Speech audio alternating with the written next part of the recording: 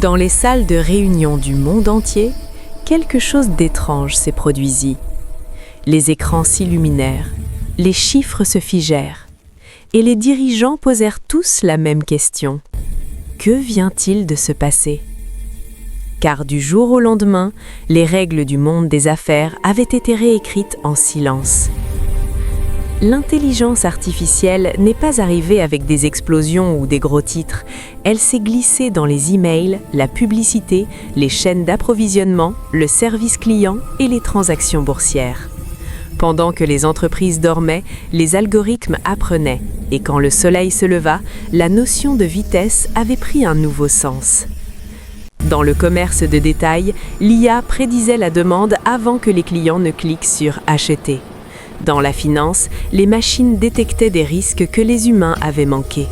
Dans le marketing, l'IA rédigeait, testait et optimisait des campagnes en quelques minutes. Certaines entreprises ont doublé leurs bénéfices, d'autres ont disparu sans vrai venir. Les startups de 10 personnes surpassaient des corporations de 10 000 employés. Pourquoi? Parce que l'IA ne se soucie ni des titres, ni de la taille des bureaux, ni des traditions. Elle récompense l'adaptabilité et elle punit l'hésitation. Les employés se demandaient « L'IA va-t-elle me remplacer ?» Les dirigeants se demandaient « Si nous n'utilisons pas l'IA, qui nous remplacera ?» La vérité était inconfortable.